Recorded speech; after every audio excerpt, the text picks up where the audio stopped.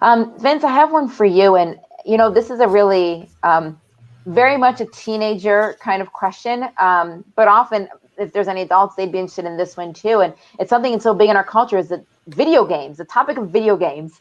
What are your thoughts on violent video games and just video games in general? Is it unholy to play them?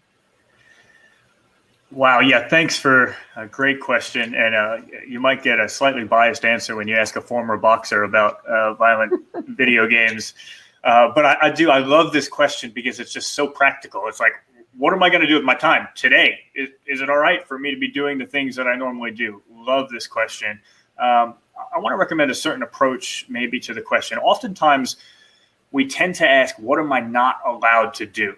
And then as long as something is technically allowed, there's not specifically a verse in the Bible that doesn't allow it, then we just go for it. I kind of want to turn that around a little bit and say that's not necessarily the most helpful way to think about lots of different things in our life, not just video games. There's tons of things you're allowed to do. You're allowed to go into the backyard and play in the mud. There's nothing wrong with that. That can be fun.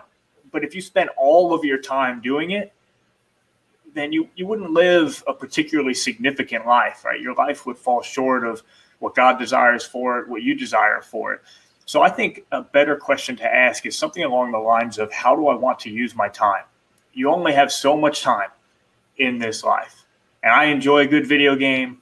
I enjoy having fun. I take that as a blessing from God. Nothing wrong with that. But it's good to ask the question, how do I want to use my time?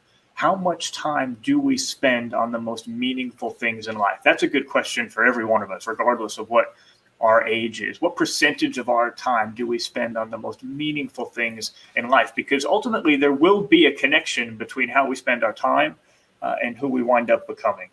Now, some video games I'm not a fan of. I think of some video games where you run over innocent bystanders with a car in order to get extra points. I'm not a big fan of those games because I do worry that maybe that's going to make us callous to other people's suffering. I think about maybe someone walking into the room who, God forbid, had someone intentionally run over in their family and walked in, and I'm playing this game as if it's no big deal. I think we need to take that seriously. But there are other video games that I am positive about, and I think here's what we need to figure out. What is the desire behind our desire? We desire to play video games, but usually when we have a superficial desire like that, there's a more fundamental desire behind it. And then we need to ask the question, is it a good one?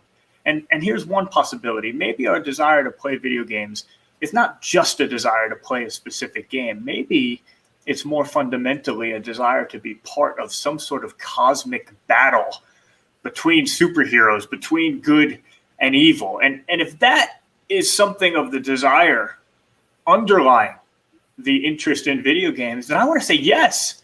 That's a good desire. I would say that's a biblical desire. I'm going to read you a short passage here from my Bible, and this sounds a lot like a video game to me, and even an aggressive video game. It says this: finally, be strong in the Lord and in his mighty power. Put on the full armor of God so that you can take your stand against the devil's schemes. For our struggle is not against flesh and blood, but against the rulers, against the authorities, against the powers of this dark world, and against the spiritual forces of evil in the heavenly realms. Therefore, put on the full armor of God, so that when the day of evil comes, you may be able to stand your ground.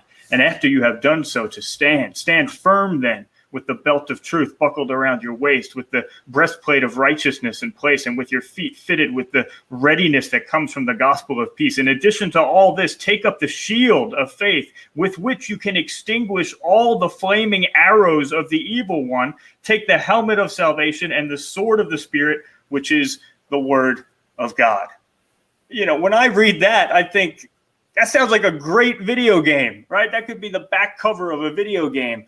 And so, C.S. Lewis said that our desires are not too strong, they're too weak.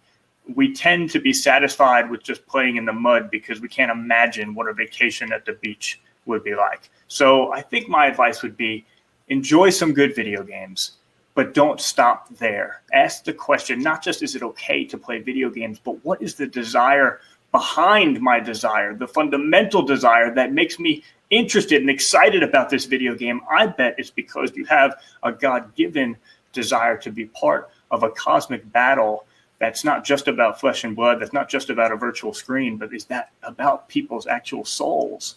And that's a battle worth being a part of, and a battle that God has invited you into. So play the video games, perhaps enjoy the ones that are good, but don't stop there. Make sure that's a pointer to something even more significant in life.